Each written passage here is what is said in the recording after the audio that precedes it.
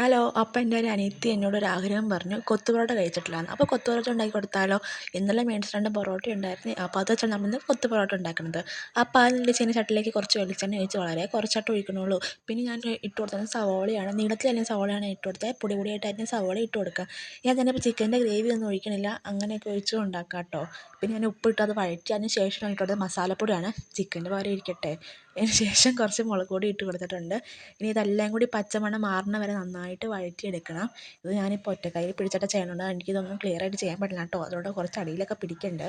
പിന്നെ ഇട്ട് കൊടുത്ത് നല്ല പഴുത്ത തക്കാളിയാണ് ഒരെണ്ണം ഇട്ട് കൊടുത്തിട്ടുള്ളൂ.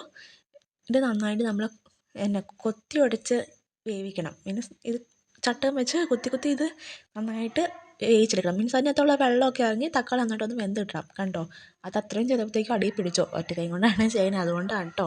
നമ്മളിൻ്റെ അകത്തേക്ക് ഇട്ട് കൊടുക്കുന്നത് എന്തെന്നറിയോ?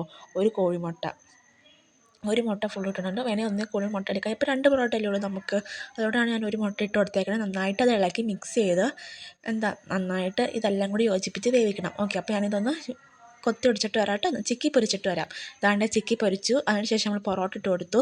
അതിൻ്റെ കൂടെ തന്നെ നമ്മളൊരു സാധനം കൂടി ഇട്ട് കൊടുക്കേണ്ടത് എന്നാണെന്നറിയോ? കുരുമുളക് പൊടി. ഉപ്പ് ഞാൻ ആദ്യമേ ഇട്ട് കൊടുത്തു കേട്ടോ. അത് കുരുമുളക് പൊടി കുറച്ച് ഇട്ട് കൊടുക്കുന്നുണ്ട്. ഈ സമയത്ത് നിങ്ങൾക്ക് വേണമെങ്കിൽ ചിക്കൻ ഗ്രേവിയോ ബീഫ് ഗ്രേവിയോ ഒക്കെ ഒഴിക്കുക. അപ്പോൾ കൊത്തു പൊറോട്ട ഒതൻറ്റിക് കൊത്തു പൊറോട്ട കിട്ടും. ഇങ്ങനെ ചെയ്താലും മതി. താണ്ട് നമ്മളെല്ലാം മിക്സ് ചെയ്തെടുത്താൽ കൊത്തു പൊറോട്ട റെഡി ആയിട്ടുണ്ട് കേട്ടോ.